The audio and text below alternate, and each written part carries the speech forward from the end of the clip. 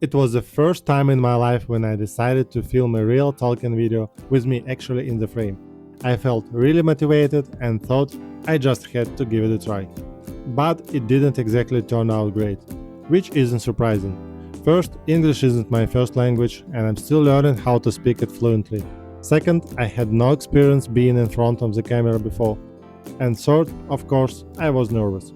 I decided to keep this footage as it is, but I'll just add the voiceover on top. Maybe as a reminder for my future self of where it all started, or maybe just to feel that I actually did something and didn't give up halfway through. Even if this video doesn't get many views, it will still be mine, and it will still be done. This is a follow-up to the two plants I trimmed a few days ago. One had stretched out way too much, the other wasn't looking great to begin with. It's been about 3 days now and everything has dried and healed enough. Time to start rooting. I'm starting with the first plant, the stump that was left behind after I cut off that long stretched out stem. As I pour out the gravel, I notice there is still some old soil clinging to the roots. It's probably the original mix from when my sister first got the plant, and it's completely compacted. Honestly, I don't think the roots have been getting proper water for a very long time. A little more time and I could probably tap it on the table like a brick. Not quite there yet, but close. I keep removing the soil just to see what's going on underneath. And it's clear, this large plant barely has any roots at all. That can be good, I really expected more. I picked out this container for planting the stump and the two stem cuttings together. It's not a proper plant pot, it's just an old mushroom container. But I actually enjoy reusing plastic like this. Feels better than throwing it out after 5 seconds of life. The only issue is there are no drainage holes yet. Time to fix that. I grab my lighter, heat up a screwdriver, and make plenty of holes in the bottom. When it comes to drainage, more is better. You want water to drain? Sure, but roots also need airflow, and gas exchange is just as important. Now that I think about it, I could have added some holes to the sides too. Next time I'll do that. With the drainage holes done, I move on to the drainage layer. I add some clay pebbles to the bottom and a bit of gravel on top, just because I like the look. It's not essential, but it makes me happy. I just have to be careful not to fill it too much.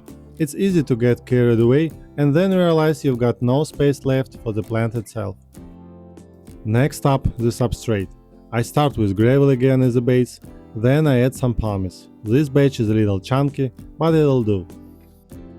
And now I need something that holds on to moisture so the soil doesn't dry out immediately after watering. I mix everything roughly, just by eye. Turns out I added a bit too much coca coir, so I remove some and balance it out with more gravel. In the end, this mix is only for the rooting stage anyway. Later I'll move the plants into their own separate pots and take time to build a better, more intentional mix.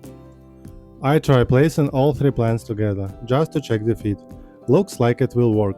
I start with a stump, fill in some substrate, and then go in with the cuttings. I thought it would be easy just to stick them in, but the mix was a bit too firm. Had to grab a stick and poke some holes to help them in. At this point, the leaves were already starting to shrivel, which isn't surprising. The plant wasn't in great shape to begin with, and now it's been sitting without roots for a few days. These are done. Now moving on to the leaf cuttings. Same thing. I start with the drainage layer, then I mix a fresh portion of substrate. This time I let it lean more toward coca coir. A bit of extra moisture retention is actually helpful here. Leaves can root in open air, sure, but in my experience they root faster in slightly damp soil. I don't fill the container all the way. I want to leave a bit of a rim so the leaves can rest against the edges and stay upright. I lay them out and hope there is enough room for all of them. Then I mist the surface gently, just to moisten the top layer. That's done too. Next up, the 2 leftover stumps from the second echeveria. I had cut off the tops earlier and didn't really know what to do with these. Let's check what's going on underground. I pour out the gravel and again, it's the same story. All greenhouse soil, barely any roots. I try cleaning them a bit more, but eventually I decide they are probably not gonna make it. One of them is already completely dried out, and the other one is just barely hanging on. No point forcing it. Luckily, I still have the healthy cuttings. Same plant, just in a fresh version.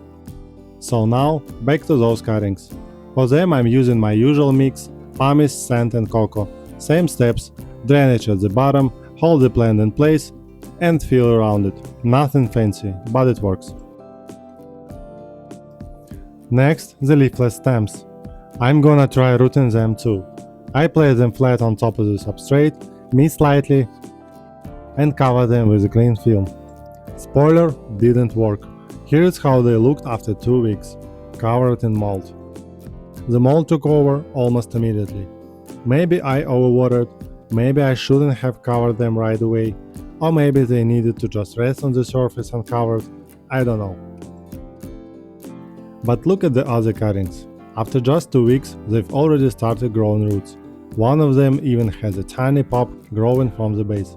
I'm happy, that's a real progress. In a month or two, I'll separate them into their own pots, and just like that I'll have 2 or 3 new plants. And quick update at the end, the leaves. Almost all of them have started rooting. Some just barely, but the activity is there. Even the tiny pops that fell off the mother plant are waking up and pushing roots.